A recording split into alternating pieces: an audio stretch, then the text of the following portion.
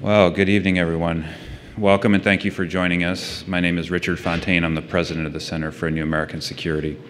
It's a real pleasure to welcome you all here tonight to celebrate the publication of CNAS Senior Fellow Tom Ricks' new book, The Generals, American Military Command from World War II to Today. Speaking of books, it'd hardly be a launch event if we didn't have some for sale, and we do. So if you're interested, Tom's volume will be on sale after the event, if you haven't already picked up one, which I see some of you have, in the ballroom lobby. Tom Ricks has been a member of the CNAS family for quite a while. Serving as a senior fellow at the center, Tom writes a widely read blog for foreignpolicy.com called The Best Defense, which won the 2010 National Magazine Award for Best Blog of the Year. He's well known for his book Fiasco, The American Military Adventure in Iraq, and for its follow-up, The Gamble, General Petraeus and the American Military Adventure in Iraq. Tom spent 17 years as a reporter covering the U.S. military for the Wall Street Journal and another 8 on the same beat for the Washington Post. In the course of this work, he reported on military activities in places as varied as Somalia, Bosnia, Iraq, and Afghanistan, and he's been part of 2 teams that won the Pulitzer Prize. As I've gotten to know Tom over these past few years, I've learned that he's that rarest of finds, a disruptive thinker, as we like to say, whose energy and intellectual creativity combine in novel ways of thinking. He constantly pushes us at CNAS to think differently, in new ways, more nimbly and more provocatively. And that's a spirit that infuses Tom's new book, The Generals. In it, he explores generalship, both good and bad, and accountability. He traces the history of generalship from George Marshall in World War II through Opie Smith at Chosin Reservoir in Korea and William Westmoreland in Vietnam, to Colin Powell in the Gulf War and to the generals who commanded in Iraq from 2003 on. The Generals argues that the military has changed over the years in the way it rewards good generalship and punishes bad, and that the gulf between performance and accountability has grown ever wider. Tom's is a provocative argument and one that we will examine in some detail in tonight's conversation. Joining Tom in this conversation is Susan Glasser, one of the nation's top national security journalists. Susan's the editor-in-chief of Foreign Policy magazine and has done truly tremendous work in building foreignpolicy.com into a key locus of the national security discussion. Prior to joining Foreign Policy, Susan was a reporter for the Washington Post and for the Capitol Hill newspaper Roll Call. She brings great experience and expertise to this conversation tonight. With Tom and Susan, we're poised for an illuminating and intriguing conversation about leadership, generalship, command, and relief. Tom and Susan, over to you.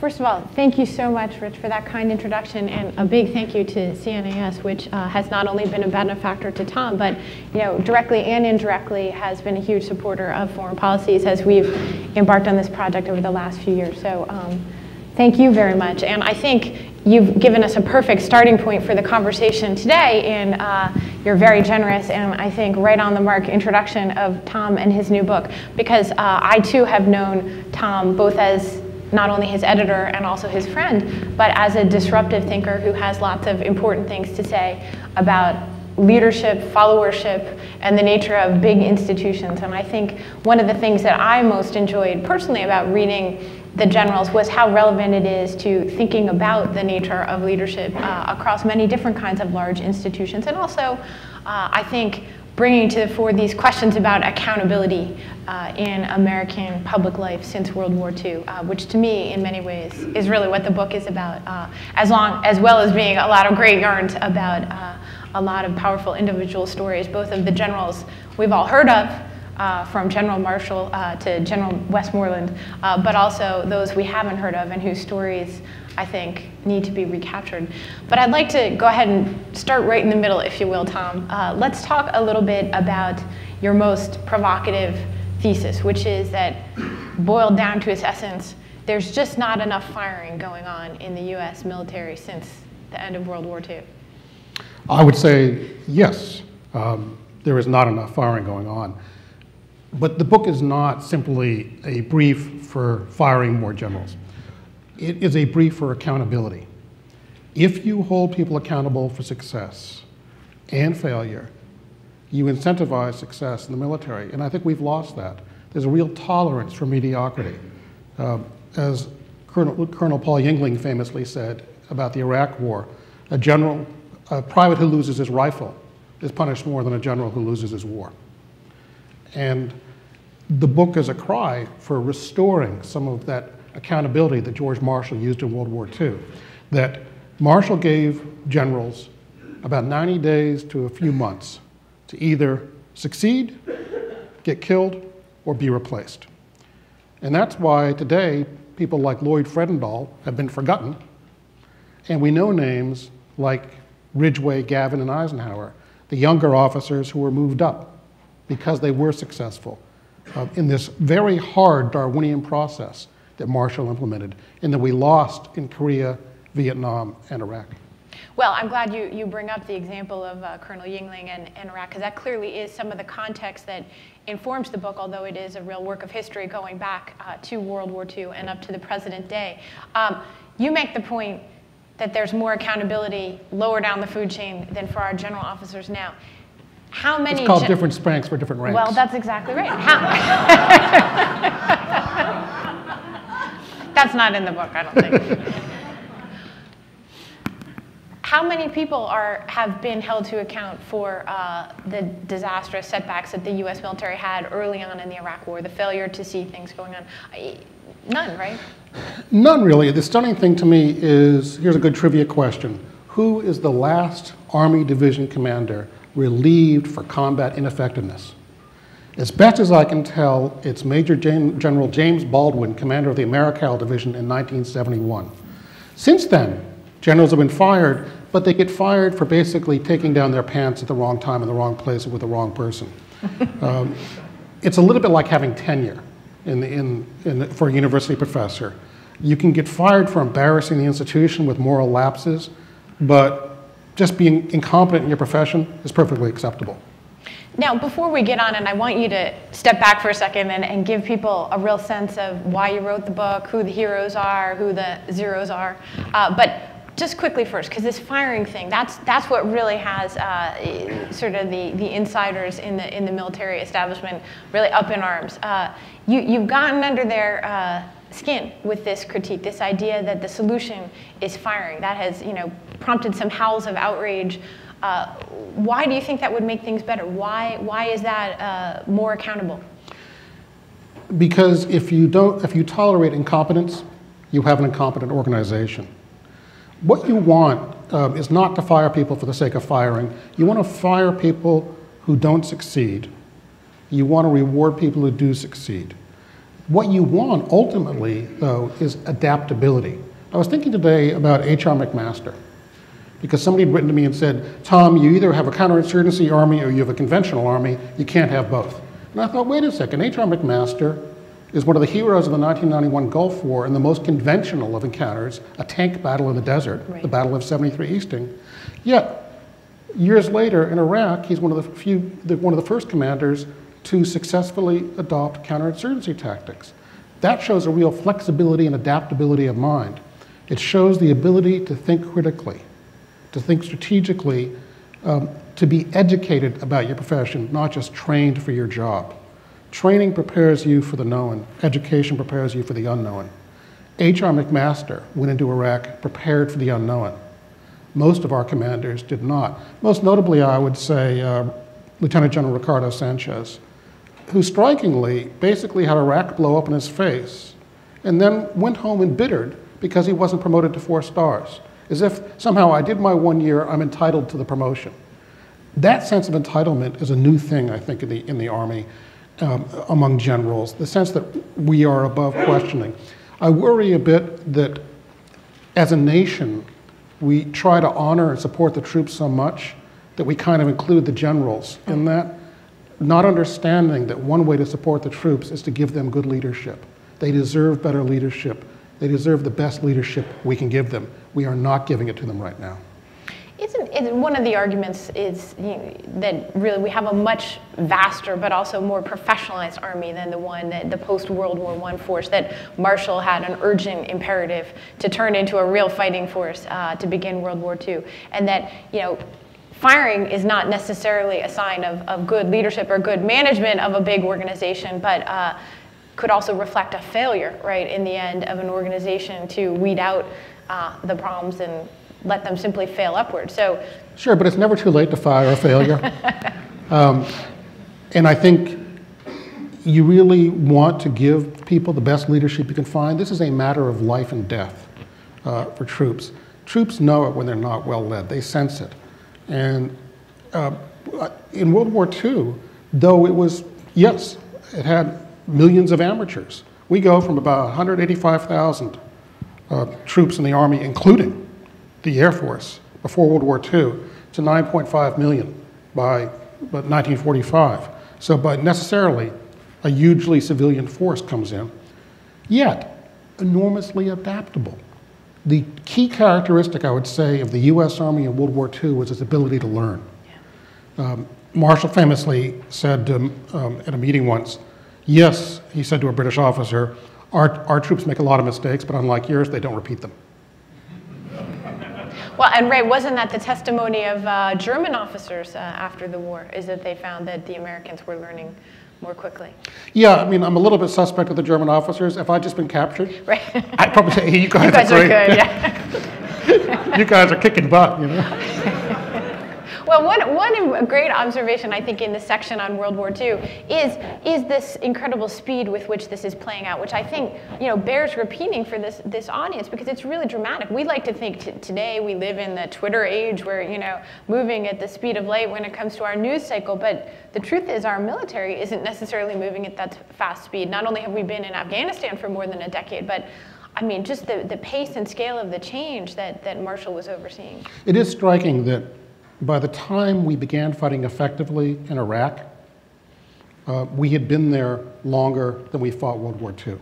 It was about 4 years before we actually had an effective force on the ground in Iraq, in terms of being strategically effective, not tactically effective. I want to emphasize, by the way, I am not criticizing our troops today. Our troops are well-equipped, well-trained, cohesive, perhaps the best soldiers we've ever had. They are just not as well-led as they might be. One thing that's also striking, I think that's an important thing to sort of surface is you do make a direct link between bad leadership and when things really go awry. You talk about some of the violent excesses in Iraq, for example, or in other wars. What do you see as some of the consequences of some of this bad generalship? I see, first of all, people just rotating in, almost mindlessly. Andrew Exum referred to this as the casual arrogance of the US military in the war in Afghanistan. It's striking, for example, we will soon have had 11 commanders in Afghanistan in 11 years. That's casual arrogance. Why would you think there was any way to run a railroad? I mean, if you had an American corporation that had 11 CEOs in 11 years, what would happen to it? It would fall apart. Warren Buffett famously said that if you've been playing Patsy for half an hour, he said, if you've been playing poker for half an hour and you don't know who the Patsy at the table is, you're the Patsy.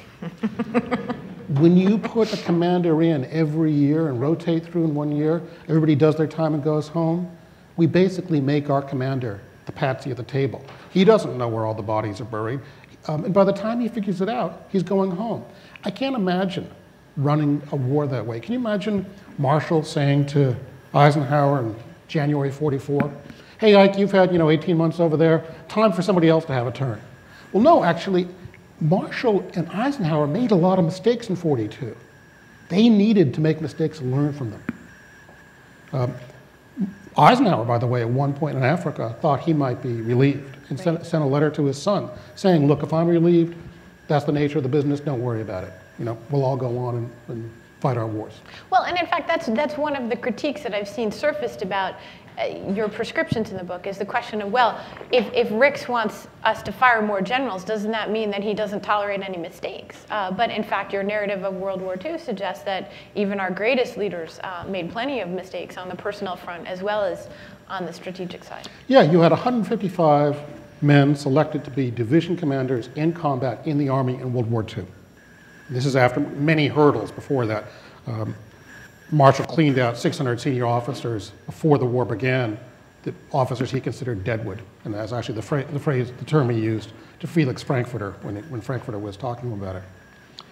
So of the 155 men who commanded divisions in combat in the Army in World War II, 15 were fired. Or 16 were fired. Of the 16, 5 were given other divisions in combat later in the war, which actually leads to one of my favorite characters, Terry D. LaMesa Allen, which is where the book began for me. I was on a Johns Hopkins University SAIS staff ride of Sicily, looking at the American campaign in Sicily in 1943. And the grad student talking about Terry Allen, commander of the 1st Infantry Division, mentions rather casually at the end of his talk, and after the battle was over and the campaign was won, Omar Bradley fired Terry Allen. And my jaw dropped. I had just come out of Iraq where nobody got fired for nothing. Yeah. You know, where mediocrity was our goal. And instead, I hear about the Army firing one of our most effective division commanders in Europe in our first year in the war there. And that's really the thread that began the book for me. Going back and studying this, Bob Killebrew took me inside one day and said, Tom, you need to learn more about George Marshall. So off I went. A couple of years later, I emerged from the archives, having immersed myself in George Marshall's papers. Really came to admire the guy. I don't think he's a particularly likable guy. And the other hero of mine, I think, in the book is Eisenhower. I think Eisenhower is actually underrated. The job of managing the Allies, of dealing with the British, the French. Yeah, Montgomery was no easy character. Montgomery's a piece of work. You know, at one point, they're meeting, Montgomery won't come see Marshall. So September 10th, 1944, Montgomery won't meet Ike. So Ike flies up to Brussels. He can't get off the plane because he's wrenched his knee. So Montgomery comes to see him, pulls out some memoranda and said, did you write this? Well, they're balls, sheer rubbish. Eventually, Eisenhower says, steady there, Monty, I'm your boss. It's fascinating to me how that difficult relationship with the British, as they're realizing that we are replacing them, not only in combat effectiveness, but as a superpower. How Eisenhower kind of lets them down easily, manages that, doesn't fire Montgomery, though he's sorely tempted to do so several times. If you think I'm exaggerating Eisenhower's achievement, think of, say, they had followed seniority and put George Patton in that job. Things might not have gone so well. No, I think we probably would have ended up in war with the British. So after World War II, are there any heroes, or is it a long story of decline? No, there are real heroes. The Korean War brings two other personal heroes of mine. One is Matthew Ridgway, who's probably Marshall's leading protege. He began World War II as Marshall's morning briefer, briefing him on the state of the war. And by the way, that was basically an intelligence operations brief that was also given to the president. Ridgway is a very interesting central figure, rising very quickly from colonel to lieutenant general in World War II. But then in Korea, goes in and turns around that war really magnificently and quite quickly. But my other hero of the Korean War is a guy who's almost forgotten today, which is a shame, Opie Smith. I want to dwell for a moment on Opie Smith. He's a Marine general. He's reporting to Army generals Almond and MacArthur. It's a fascinating problem because he believes his superior officers are incorrect in their assessment of the situation and in the orders they're giving him. He has to handle a situation in which MacArthur wants him to run his Marines up to the Chinese border, just when he believes the Chinese are pouring in to Korea, and believes correctly, by the way. He handles this extremely well. It's said that the most important things a general can do are all done before the battle begins. And I think that's true in O.P. Smith's case. He does three things. He concentrates his troops on the western side and south side of the chosen reservoir. He lays down a series of supply depots in case he has to retreat. And he has an airstrip dug so he can fly out as wounded, because wounded can slow you on a retreat or in an advance. Had he not done these things, I think we might very well have lost 15,000 Marines at Chosin Reservoir, which would have made it the greatest military disaster in American history, many times the size of Custer's last stand. And probably would have resulted in one of two things: either us going nuclear in the Korean War against China, or withdrawing altogether from the Korean Peninsula, and South Korea today being a communist state under North Korea. I want to ask if Gail Schisler is in the audience tonight. Gail Schisler, correct me if I'm wrong, is the granddaughter of O.P. Smith. but raised by Opie Smith because your father was killed in World War II. So we have here today the granddaughter and raised by Opie Smith of a genuine American hero. So I'd like to give Opie Smith and you a round of applause. That's great.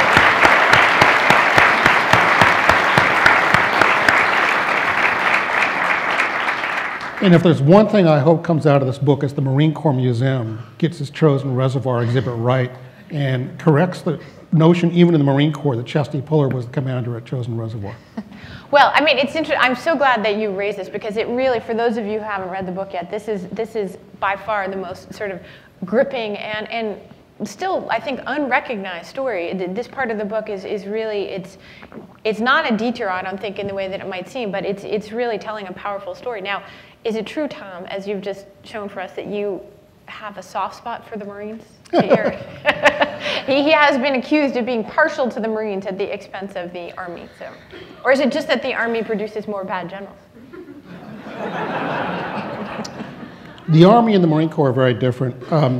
I think the Marine Corps still does operate more in the nautical tradition of swift relief and holding commanders accountable, just as skippers of vessels are held accountable for everything that happens on their ship. So, for example, the only notable relief of the invasion of Iraq in 2003 was General Mattis's relief of a regimental commander, Colonel Dowdy. The reason I got into Chosen, I'm glad you asked that, because I wanted somewhere in the book to dive down to the tactical level. Most of the book is at the strategic level about how generals think about wars, which Clausewitz says is the first task of the commander, to understand the nature of the conflict in which he is engaged. But somewhere I wanted to see how that gets applied the whole way from senior echelons down through battalions, companies, squads, fire teams. Chosen Reservoir is especially interesting because it's a laboratory example. You have the Marines on the west side of the reservoir, you have an Army unit on the east side. It's an Army reinforced regiment. You have the 1st Marine Division reinforced, about 15,000 Marines on the west and south sides. And so it's a laboratory example comparing decisions made by generals. In this case, not all cases, I want to say to General Scales if he's here tonight, in not all cases did the Marines do better than the Army. In this case, they did, clearly. Opie Smith makes a series of very smart decisions, even though he has Ned Almond and MacArthur really pushing him in the wrong direction in a kind of reckless fashion. The Army unit on the east side of Chosen Reservoir, people forget this, got wiped out. 90% casualty rate. The survivors only survived because they were able to stagger out on the ice of the reservoir and walk down to the Marine lines 4 miles to the south. And because a little-known Marine colonel went out with some corpsmen and some Marines over the course of several days and pulled in a lot of wounded he found wandering, staggering around mindlessly on the ice. While Chinese soldiers, by the way, just watched them. They could have shot him at any time. I kind of like this Marine colonel. I'm blanking out on his name because at one point he was a relief pitcher in the minor leagues. He was Hack Wilson's teammate, I think on the Hagerstown Blue Sox or something, that's right. Before he went back into the Marines. So, in the later years, in the stories of Vietnam, Iraq, Afghanistan to a lesser extent, I think that's really where this question of politics and sort of civilian oversight versus what you can lay at the doorstep of the military really comes into play. You recount tales of generals who are much less heroic than those you just talked about in those later wars.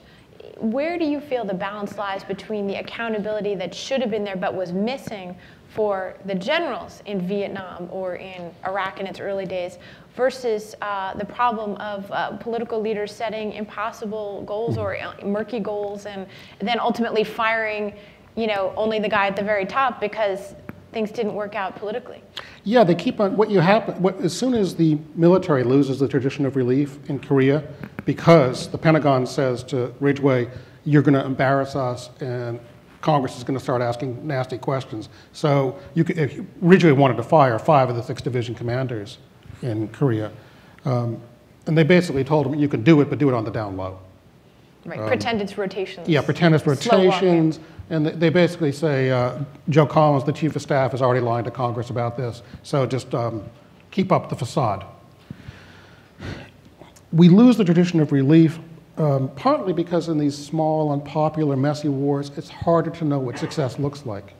Yet you can be successful. It was clear to me, I think, that General Petraeus was successful during the surge in extricating the United States from Iraq, which I think was his true mission, and getting us out of the war in one form or another.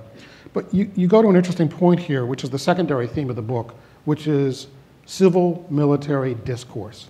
I want to give a shout out to two people after here tonight, Bob Goldich, who suffered through reading my manuscript twice, and Lieutenant General Jim Dubik, if he is here. Oh, there you are. Jim Dubik is the exception to everything I'm saying tonight about generals, by the way. A couple of things about Jim Dubik that strike me. He's now retired. He's the only general I know who, upon retirement, enrolled in the PhD program in Johns Hopkins in philosophy, which is an interesting career move. But Jim Dubik, in reviewing my manuscript, said you really need to think more on the role of civilians, and he was totally right. And in the rewrite of the book, this became a major theme. What works, what doesn't work. Marshall and Roosevelt, to me, are the model of good civil-military relations, good discourse. They're not particularly friendly. Right, it's straight. You say Marshall refused to even have dinner with Roosevelt. Yeah, didn't like having dinner with him, refused to laugh at his jokes. When FDR refers to him as George, he makes it clear that his name is General Marshall. And the first time that Marshall ever went to Hyde Park, Roosevelt's home, was for his funeral, to be a pallbearer. He kept his distance, yet was selected for the job because he was candid with Roosevelt. Before he was Army Chief of Staff as a brigadier, he's in the Oval Office, and basically Roosevelt kind of blows him off, and he says, no, wait a minute, you need to hear me out here as a brigadier general. He does it later as Chief of Staff. He says, no, Mr. President, you're wrong, and let me tell you why. Roosevelt likes that. That's good civil-military discourse. It's not people being chummy. It is exploring your assumptions and surfacing your differences and examining them. A big mistake going to Iraq was when General Shinseki said we need more troops, everybody said basically, you know, shut up. Instead of saying, why do you think that? Now, as it happens, I think Shinseki was probably wrong. You have twice as many troops, you simply got twice as many troops operating badly and pissing off Iraqis and creating an insurgency, probably getting it twice as fast. But civil-military discourse, the quality of it, Jim Dubik emphasized to me, you've got to look at both sides. Are they honest with each other? Are they open with each other? Do they really delve into differences deeply and think about them? For example, assumption going into Vietnam, at some point, the communists have a breaking point that we will reach before our breaking point. Turned out it was wrong. 1991, we give Saddam Hussein a good thumping, he'll fall from power. Actually, it turns out Saddam Hussein thought he won the 91 war. We now know from the cabinet tapes that were captured after the invasion. He said, I don't know why, but the Americans have given me a ceasefire. And so the end of the 91 war is botched, partly because they don't have a thorough examination at the civil-military level. And instead of having a triumph, we open up a 20-year war with Iraq that takes forever to resolve. To me, the real low point of civil-military discourse is Lyndon Johnson, though.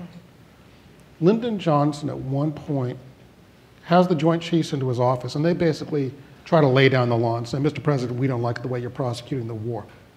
He curses them out in the most vulgar terms, which I won't use because C-SPAN will get mad.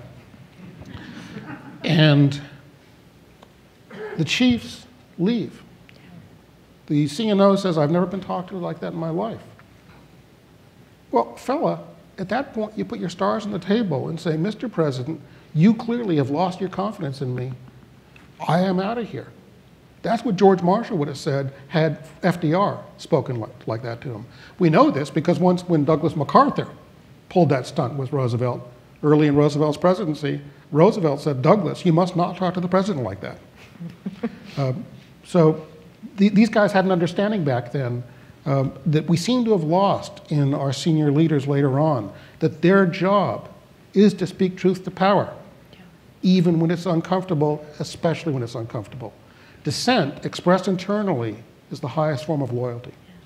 And that's where I want to come right back to the Iraq War and the current Iraq War, and ask you why you think it is. I mean, to the extent there has been blame apportioned, it has actually rested mostly with Bush, I would say, and with those around him who chose to pursue the war. The military has not, by and large, been seen by the public to be accountable for what, by any accounts, was an awfully long-term, expensive, and not super successful effort to subdue a country that was far smaller than the U.S., that had nothing like the resources that we brought to bear. Why has the military not been held accountable? And are there places that explain that? I think the first reason is the errors of the Bush administration were so huge that it kind of obscures the errors of the military behind them. And we also want to support the troops, and so we confuse supporting the troops with not criticizing the generals. I mean, we invade Iraq recklessly on false premises. We waste billions of dollars fighting the war the wrong way for many, many years. And strategically, I think we wind up knocking down the bulwark of Sunni power that is restraining Iran, and we turn over Iraq to Iran, basically. So strategically, not such a good idea either. So the Bush administration makes so many mistakes that I think it kind of lays down a smokescreen through which it's hard to see the military. But I think it is time to ask the military some tough questions. What have you guys learned? How have you adapted? I was reading a history of the Roman army the other day that mentioned that the Romans prided themselves on adopting the tactics of their enemies. And it made me stop and think, what enemy tactics have we adopted? Now, you don't want to adopt, random IEDs, suicide blowing up kids. bombings. Yeah. But it made me wonder, are there things we could have done, we should have learned, that we haven't? As John Noggle has famously written about, the Army needs to be a learning organization. What is it learning? How is it learning? These are the questions we should be asking. Why are we asking them? I think a big part of the fault is with, as I said, people not wanting to diss the military. Second, we have a Congress that no longer knows how to talk to the military. As late as the Vietnam War, 2/3 of the members of Congress were veterans. Today, more than 2/3 are not. And that number will go down again in the next Congress. It's constantly going to go down. And so we kind of have a divide between the 1% who fight the wars and the 99% who really, I think, generally ignore them these days, especially when there no longer are wars. Something that struck me recently is that Iraq, even today, is more violent than Afghanistan. But nobody knows that because we don't care. Not our problem anymore, as they say, right? Yeah. Well, I want to make sure that we get to questions from this very eager and attentive audience. Just quickly, though, I'm going to have one of my own, which is you pose early on in the book the question of whether the Army went from a model of leadership under Marshall to one of management and even micromanagement in the 50s and beyond. And I was really struck by that because in many ways I think that's the question that gets at the heart of the whole book, and also the question of how these studies are applicable to other large organizations, whether it's business or other parts of the US government. What do you think about that? I mean, doesn't a leader have to be a good manager? This is actually one of the surprises to me of the book, is that the Harvard Business Review excerpted it. Yeah. Well, no, and I can understand why they did. But I think it's probably the first military history book in a while that the Harvard Business Review has taken an interest in, thanks to Kristen Lord, who suggested it to me. Why don't you offer this up to them?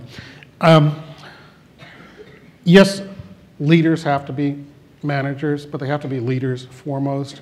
And one way you lead is to give subordinates responsibility, to let them execute. The problem is, if you don't have an organization that optimizes for competence, you have to micromanage, especially if you can't remove failures. So you see this a lot in Vietnam. Commanders are on 6-month tours. A lot of them are actually going through quicker. I remember reading one infantry company going through, I think, 5 commanders in 7 months late in the Vietnam War. And if you don't trust your subordinates, you hover over them, sometimes literally in helicopters. You have an organization that veers towards mediocrity and towards stalemate, by the way. Everybody does a one-year tour and goes home saying, well, I made progress on my tour. It's a little different if you're there for 3, 5, for 7 years, or you're there for the duration. It's a lot harder to claim progress, steady progress, 7 years into it. Yeah, if the road to success leads through Berlin, right, I think you point out early on in the book, then you have a pretty good incentive to get there as quickly as possible. And the whole organization has that incentive to lean forward, to take some prudent risk. But if everybody's going home in a year, just keep your nose clean, keep your head down, and go home in a year, and it's not your war anymore. I don't understand rotation. 11 commanders in 11 years in Afghanistan? I mean, that's no way to run anything. But you don't want to just get rid of the top guy. I keep on thinking about the baseball analogy. If all you can do is fire the top guy, Harkins and Westmoreland in Vietnam, Casey in Iraq, McKiernan, McChrystal in Afghanistan, which is the only tool that seems to be available to civilian leaders, it's like firing the manager of your baseball team every time you start losing. But keeping the same team. Well, sometimes you do want to fire the manager, especially Bobby Valentine. But more often, all you need is a relief pitcher. Yes, especially Dan Snyder. He's not a baseball manager, is he? No. He's not a manager of any sort. No, exactly. He's an owner. You don't get to fire the owners.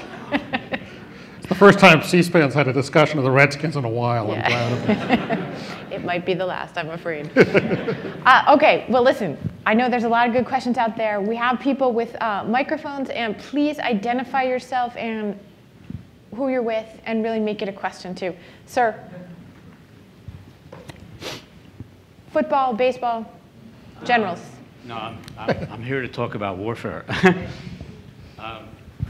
I'm Elliot Hurwitz. I'm retired, and I've read several of your books before this one, and I admire your work. I saw a film about a month ago called Follow Me about Yoni Netanyahu. Perhaps you've seen it as well, a video? I have not, no. And I talked to the filmmaker, and it led me to think about several mottos like this. Follow Me being the motto of the infantry soldier, which I endured during the Vietnam War when I was in the reserves, and leading from the front, which I think I read about in World War II. And it leads me to the following observation, that Rommel met with troops at the front line to find out the candor from candid troops what was happening and to gain intelligence. Is that something you've encountered in these other leaders? That's a good question about commanders being out there. I think it's clearly one of the measures of a good commander at any echelon. Are they getting out and about? I think General Sanchez did not generally. I remember, I think it was both Petraeus and Odierno, who were then division commanders, told me that they almost never saw Sanchez. And I think he only went up to Mosul once or twice. Basically, they saw him if they went down to commanders' meetings in Baghdad, which fortunately I was given the notes for from all the commanders' meetings, so I could actually go through them. Email's a great thing. A good contrast would be Petraeus, who spent a lot of time doing what he called battlefield circulations in Baghdad, just getting out and about. Odierno did so as well when he was with Petraeus in Baghdad. And they also brought in different points of view. It was really striking to me in that phase in the surge, 07, the different voices you saw around American commanders. Emma Skye, a pacifistic British Arab specialist, anti-American, anti-military, is Odierno's political advisor. If you ask General Odierno why, he said, because she asked me, she makes me think differently. She asked the right questions. The other people you saw were also asking Iraqis questions. Remember David Kilcullen saying once, he was in a meeting in Baghdad, and he asked the Iraqis a question about what to do in Sadr City. These were three guys from Sadr City, a civil engineer, a former army officer, and a religious leader. And they started talking intensely to each other, and he said, I'm sorry if I gave offense. They said, oh, no, you didn't give offense. You're just the first time an American has ever asked us what to do instead of telling us. This was 5 years into the war, I think. 4 years into the war. So yeah, getting out and about is a great thing and a sign, I think, of a good commander. Wehrmacht do anything differently? I am not an expert on the German military. I would not venture to it. And if I did say anything, Bob Goldich would correct me, so I'm not even going to go there. All right, let's get some more questions here, ma'am, right here.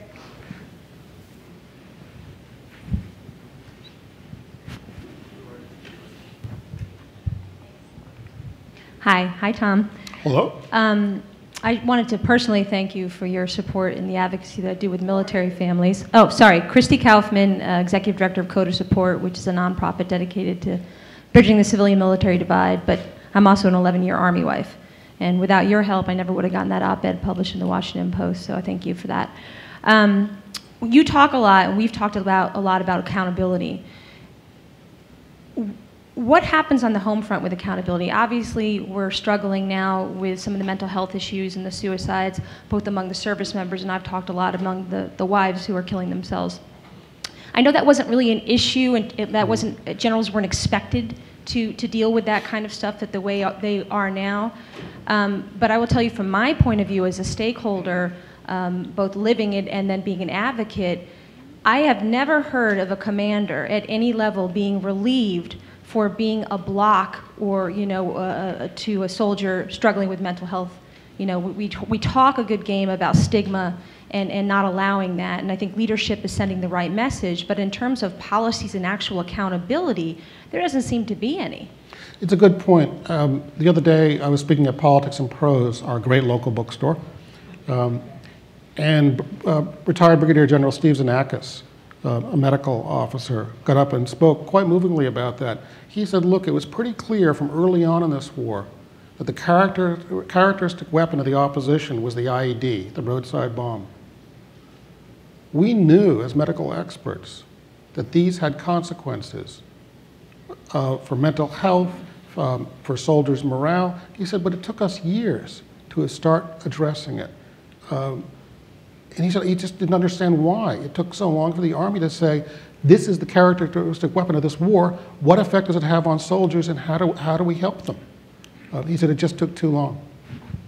Well, you have that powerful story in the book about Patton and his famous explosion at a soldier who was suffering from war fatigue. Right? Another incident, by the way, of speaking truth to power. Yeah. When Patton slapped two soldiers with basically PTSD, the medical commander sat down and wrote a report and filed it. Yeah. I'm not sure that would happen so much in today's Army. Certainly it would have in some places, some good units. But if you look at this case that's going down at Fort Bragg right now with this Brigadier General Sinclair, people clearly knew something rotten was going on with that guy. And it went on for a long time and nobody did anything about it. Okay, I want to get right up here in the front and then we'll go to the back.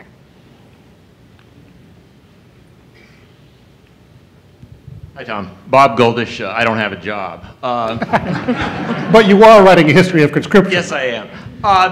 One of the things that you mentioned in the book, and you and I batted around a lot, was that the commanders, both at the general officer level in Korea and in Vietnam, weren't losers in many cases in World War II. A lot of them had bang-up records as battalion or even regimental commanders. And you mentioned that one of the characteristics we brought into Vietnam, our military leadership, was arrogance. But it seems to me there's something more there. Have you given any more thought to why people who did so well in World War II, albeit at a lower level, in many cases funked out so much in succeeding wars? I haven't figured out why. I'd be interested in your impressions. I am still thinking about it. I don't have a complete answer, but I have some impressions, which is these guys genuinely were the world burners of the world. These guys beat the Nazis in the Japanese Empire as battalion and regimental commanders. The generals of Vietnam were the same people we lionize as the greatest generation. And I'm amazed that Americans haven't figured this out. Saving Private Ryan, and Vietnam, these are the same officers 20 years later. Well, number one, there wasn't arrogance. We've beaten the world. Once you've beaten the Japs and the Nazis, how could a bunch of Asian peasants be a problem? Even though in Korea we got hurled twice down the Korean peninsula, So there was a lesson there already. The second thing is they don't value education much. William Westmoreland, as representative of his generation, used to boast that I think the only Army schools he'd ever been to were, I think, Airborne School and Cooks and Bakers School. Also went to Harvard Business School on an executive program, which is not a great recommendation for Harvard Business School. That's not in their recruiting literature. Yeah. For the people who educated Westmoreland, yeah. As did Robert McNamara, by the way. I mean, there's a real track record in Vietnam and Harvard Business School. So they don't value education, and General Petraeus pointed out that education prepares you to think critically. And these guys really were not able to figure out the situation, I think, that well in Vietnam. Creighton Abrams, by contrast, very similar history, very similar. I mean, you know, talk about greatest generation. This is the guy who drives, I think, the lead tank into Bastogne in the relief of the 101st Airborne at the Battle of the Bulge. Yet is able to think critically, partly, I think, because he has had time to watch Westmoreland in Vietnam to say, you know, this ain't really working, let's try something a little bit different. Not as big a different, maybe, as the Army likes to think, not necessarily a better war, but certainly a somewhat different war under Creighton Abrams when he succeeds Westmoreland. Though I do think the Army coming out of Vietnam also reinforces this mistake. It rebuilds itself magnificently at the tactical level. It doesn't do anything about generalship. And so Tommy Franks is not an aberration. He's not an anomaly. He's exactly what the Army was trying to produce in the 1970s and 80s, which it turns out is a jumped up battalion commander who doesn't understand generalship, who thinks taking the enemy capital is the end of the war, and he spikes the ball on the 20-yard line and goes home. We're back to football. But we did start with baseball, right? I mean, it wasn't just me. I don't know, I'm not even a football fan. I'm a baseball fan. Okay, here. Peter Adam, I'm a defense contractor and a vet. I served with the 101st. It was a little bit after the Battle of Bastogne, though. You touched on something earlier that I think I'd like you to sort of expound on, and that is, you talked about the difference between management and leadership. And you've mentioned Harvard Business School a couple different times. And I heard commanders, when I served on active duty in the Army, talk about management by objective and sort of the business school, you know, approach to things. Do you think that that's something that has undermined the kind of generalship and leadership that you're talking about, the sort of management as opposed to being a leader? And is that a deeper problem in society as a whole, do you think? I think it probably is a sort of a lack of accountability. I do think it's easier to fix than we think, though. I don't think the raw materials of our generals is bad. There are a lot of smart, hardworking, determined people, but they are working in an incentive structure that pushes them towards the middle rather than pushes them up. And the Army doesn't like outliers. I remember being told when General Casey was asked why H.R. McMaster had not been promoted to 2-star, though he was clearly had been very successful in his command tours, Casey said because he's a smartass. I mean, give me a break. I don't care. I mean, you know, Patton was probably technically insane. You know, who cares if a guy is a smartass? It actually probably means, you know, smartass is probably Army jargon for disruptive thinker, the term Richard Fontaine began with. We could use a few more disruptive thinkers, but you get them not by saying, I want disruptive thinkers, you get them by rewarding success, punishing failure. It's a pretty simple formula. You have a sense of accountability, not to the officer corps, but to the Army as a whole, which Marshall had, putting the enlisted soldier before the officers, and a sense of accountability to the nation as a whole. And I think the Army has lost a bit of that, with its general officers especially operating more like a guild or a union than like stewards of the profession. You've been very patient in the back there.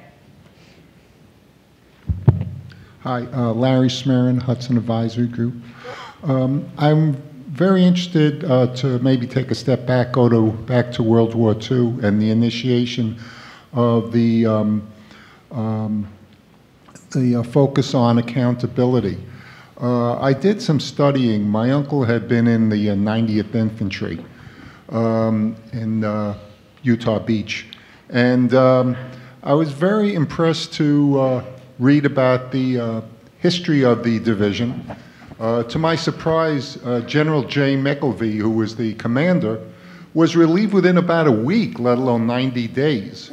And I never found out why, except I guess obviously he wasn't cutting it. He was, but I guess the question I had was, with these fellows, what was their downside? I mean, you said about 10% of them division commanders were relieved. Now, what happened? I mean, were they kicked down to bird colonels, sent back to the United States? Were they sort of sent to the effect of a teacher's rubber room? Or was, in a couple of cases, said they actually were reassigned to another division? I was wondering if you can give, in a sense, what these men were up against, so that that kind of culture, the downside, permeated to the future generations, such that they were more concerned about avoiding failure rather than, promoting achieving success. Sure. This actually leads to a great trivia question. Who is General James Chaney? Anybody know? Eisenhower's predecessor as the American commander in Europe. Relieved by Marshall and moved to command an Air Force boot camp in Wichita Falls. The 90th Division is a fascinating instance. It's where my book begins. It's the prologue, is the 90th Division in the summer of '44. You're right, it's a fascinating instance. They go through 3 division commanders that summer, McKelvey, Landrum, and finally they get a good division commander. This kind of goes to the management versus leadership question. When they get a good commander, the division turns around. Now, they go through hell first. Their replacement rate for infantrymen that summer was 100%. One day, William Depew, then a young officer, I think he's a captain by that point, is standing with his regimental commander, and they see 800 men walking toward them. And the regimental commander says, which battalion is that? And Depew says, that's not a battalion, that's today's replacements. They chewed up that division through poor leadership. So much so that Omar Bradley considered breaking up the division and simply using it as replacement fodder for other divisions. It gets turned around, and actually by the end of the war, the 90th Division is a good performing division. Not because they got new troops or new training, but because they got new leadership. And I think this was seen. I mean, around the Army, you do well, you move up quickly. Van Fleet goes from being a regimental commander at, I believe at D-Day, to a 3-star general in about, or a corps commander at least, in about 18 months. That's not unusual in the Army of World War II. On the other hand, a lot of guys, get a week, as in the 90th Division was one of the shortest ones, but a couple of weeks. The other problem was anybody who was around Mark Clark would get fired, so Mark Clark wouldn't get blamed. And this is actually one of the weaknesses of Eisenhower. Mark Clark was known to be very close to Eisenhower, and so the British clearly didn't like him as a leader, did not recommend his relief. And Army officers knew he was not very good, but also he's stuck in a back theater, Italy, and he just grinds away and chews up his troops. And he is somebody, in instance, who should have been relieved, but was not, whereas Terry Allen is an instance of a general who should not have been relieved. But interestingly, he bounces back to the United States. And I've gone through, if you go up to Carlisle, you can read his letters to his wife the month he's fired, written in pencil on lined school paper. he gets fired. He doesn't know what's happening. He's been fired out of the 1st Infantry Division after winning in Central Sicily in August 43. And he writes to his wife, I went to Patton and asked him what's going on. Patton said, oh, I think they're going to give you Corps leadership, Corps command. He goes to Eisenhower, and Eisenhower says, you know, you're tired. Bradley just doesn't like him. He's old school. He's a hard-drinking cowboy. He's not the kind of leader that Bradley likes. He's not really a corporate guy. But he gets back to the United States, and Marshall says, I'm giving this guy another division, and I'm sending him back to Europe. Marshall disagreed with Bradley, and that's one of the more interesting fights. These papers, some of them were only found last year, and the George Marshall Institute down at VMI very nicely let me look at some of these papers that a relative of Marshall's found in an attic last year and gave to them. Interesting. Here.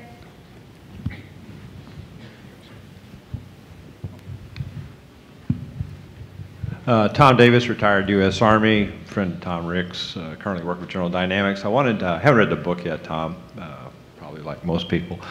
I'd like to just throw one premise out, see what you think about it, given my current incarnation, and it goes back a little bit to the previous comment. I was talking to my father-in-law at one point in time, and he mentioned the equipment that he had as he went across Utah Beach back in that period of time, and I kind of tallied it up, and he had about $200 worth of equipment, a steel pot, a rifle, some load-bearing equipment. Your standard soldier who leaves a base today is going to walk out with about $25,000 worth of equipment.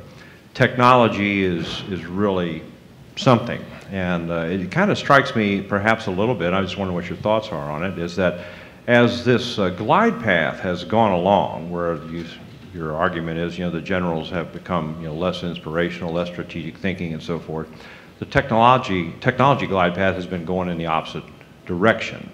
So I think by requirement, they have to spend more and more and more time trying to understand the technology, what it is, how to use it, and their focus maybe has gone there. And in some cases, I think they've done well with it. I remember as a battalion commander in Desert Storm, I had this box stuck in my vehicle, which was basically a tactical cell phone, and I was horrified because that really meant that anybody up to Norm Schwarzkopf who had my phone number could call me, and I expected to get a lot of supervision.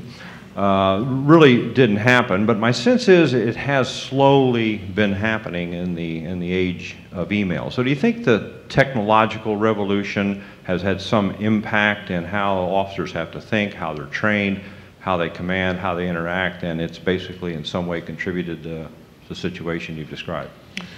I do quite a lot. I think we always look for technological solutions, even when the answers are not technological. Exhibit A being the IED. I mean, we have wasted bazillions of dollars on counter-IED technologies. Yeah, you want some of them, but it turns out the best way to stop an IED is to talk to the locals, to do so many patrols that they know you're going to be coming through. So, for example, in Baghdad, during the surge, we had these little outposts all over the place. I remember talking to one unit. They said the locals still won't talk to us. They're afraid of us. But when we come out in the morning at dawn, you see X's spray painted where bombs were planted that night before. They're showing us. So we tend to look for technological solutions when we should not. The second thing is we tend to look at the upside of technology because we're Americans. We don't think about the consequences of technology. And I think there's a real pattern of consequences that we don't recognize. I remember in Bagram once, I was talking to some staff officers after the Anaconda battle, and we were talking about the predator feeds that were coming in during the battle. And one colonel disgustedly said to me, Tom, you know what a predator feed is? Crack for generals. But it goes to a point which is, when you're not thinking strategically, when you are a general who is trained really as a battalion commander, who thinks the be-all and end-all was doing well at the National Training Center, then if you don't know how to be a general, you simply are a battalion commander with stars on your shoulder. You tend to revert back to the last level at which you operated successfully. Technology enables this. The general sitting and watching the predator feed saying, watch out for that machine gun behind the tank. Well, they know that they already shot the guy on the machine gun, but he can't see that through the soda straw. Vietnam, the echelons in the sky, hovering above them, above company commanders. That's technology. That's helicopters enabling that. And I think enabling commanders to regress back. If you don't know what to do strategically, at least you can do something tactically. When frequently you shouldn't do something tactically, even if you have a better idea, you've got to let the subordinate figure it out, learn on his own. And if you jump in there every time with both feet, all you're doing is micromanaging and not letting people learn. And that's what they need to do as subordinate commanders. They need to learn. Well, it's a good point, especially when you think about it's not just the generals, right, but the commander-in-chief can sit there, as he did in the famous picture of the bin Laden raid, and watch the event play out live, right? It's not just crack for generals anymore. Yeah, yeah. Predator feeds. It's not just crack anymore for generals. Yeah. Right, exactly. Okay, yes, ma'am.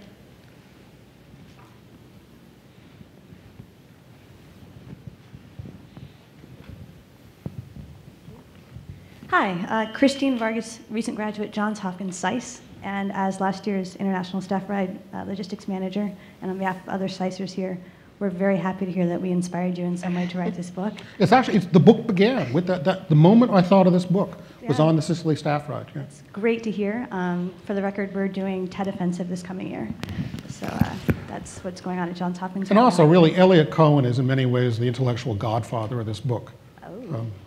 His book, Supreme Command, Elliot's a professor at Johns Hopkins. His book, Supreme Command, is the best single thing I think ever written on how presidents should talk to the military. Fantastic. I'll tell him you said that. He knows it. My question for you coming out of the Strategic Studies program is two-pronged.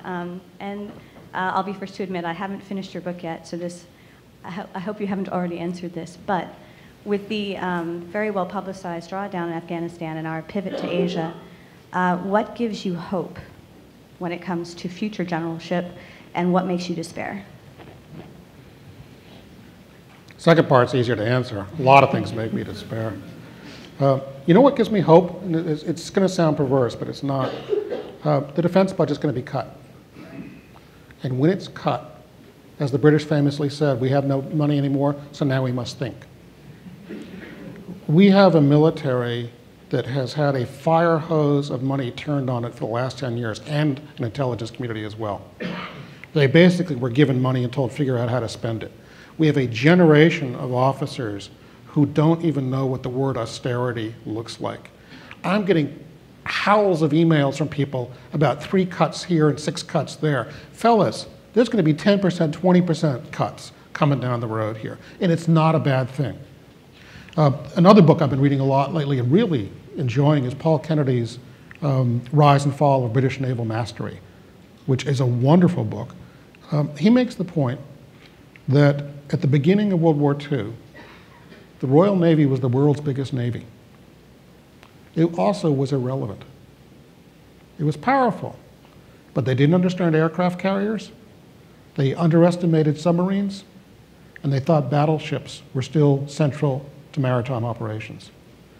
Hence, the Royal Navy does almost nothing worth remembering in World War II. It's a total drain on the British. When Governor Romney was talking about the size of the Navy during one of the debates, I thought, you know, you want to read Paul Kennedy here. Just because you have a big, powerful Navy doesn't mean you have the right Navy. What you want is a relevant force. And I think a relevant force down the road is going to look very different than it does today. But I think the place to begin is with pretty severe budget cuts that actually made people stop and think. Okay, we've had so many great questions, and I know we can go on all night. I'm going to have time for one more, and then I know Tom will talk to a lot of you individually as well. Okay, you, sir.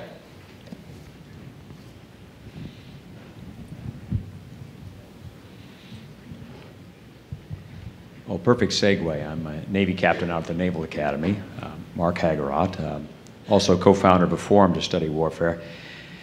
And I'm wondering if you could comment or maybe rethink what you said about the maritime tradition where we have more accountability. Because the reality is, I was talking to another naval officer, we haven't fired a torpedo in anger since 1945. The surface engagements are probably under half a dozen. Now, the aviators have been fighting it out, but as you recall from history, in the First World War, Churchill again said, Jellicoe was the only man who could have lost the war in an afternoon.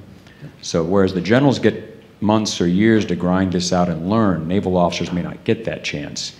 So coming back to the young lady's question, do we have confidence that the Naval Officer Corps, from your studies, and because you've been around beyond just this book, is different than the generals, and that we perhaps, beyond just accountability of running ships aground, but combat accountability, that we're getting it right? That's a good question, and the short answer is I don't know. I think you actually know much more about the subject than I do. You've written well on it. Accountability among Navy officers. But you are right that we have not only a 1% war fought by 1%, but it's been such a bifurcated war in which the Air Force and the Navy have played really minor roles, to be honest about it, over the last 10 years. And the Marines and the Army have been fully committed and overcommitted. I saw the other day that one of the recent casualties in Afghanistan was on his 7th tour there. 7. I find that appalling. The idea that we are just putting people in the grinder again and again while the rest of the country just waltzes along. I don't know what the answer is, but I think the fundamental answer I would try to leave with people tonight is you got to reconnect the people to the military. You need people who follow the military, who think about it, who understand it, which leads me, unfortunately, to the belief that we should have some kind of draft. I was teaching my liberal sister how to talk about the military when her son joined the Marines, much to her chagrin. And I said, you just say, you got skin in the game? I got skin in the game. And I'm not thinking of warfare as a game, but having skin in the game really does change your focus. The way I saw my sister change her thinking, the attention she paid to Afghanistan all of a sudden, you know, suddenly she's sending me questions about my blog. Now you said this, but that guy wrote this last month. You know, what's going on here? She was paying real close attention. And as a nation, I think it is immoral to wage war in a democracy and not pay attention. And I worry that the moral hazard, I think we're being morally reckless in the way we're carrying out war these days, and that worries me a lot. One final thing I just want to say. First of all, thank you all for coming. I want to thank also my family, my wife, who's sitting there quietly in the corner. She did not walk out as she threatened. She said she's heard all this for the last couple of years. She's very patient. And a final thought on signing books. I'm going to invoke what Politics and Prose calls the Ann Padgett rule. If you have a question, fine. Don't ask me in line when I'm signing books. Let me get people who want their books signed, and then I'll talk to other people after that. But let's get the people through the line quickly. Thank you very much for coming tonight.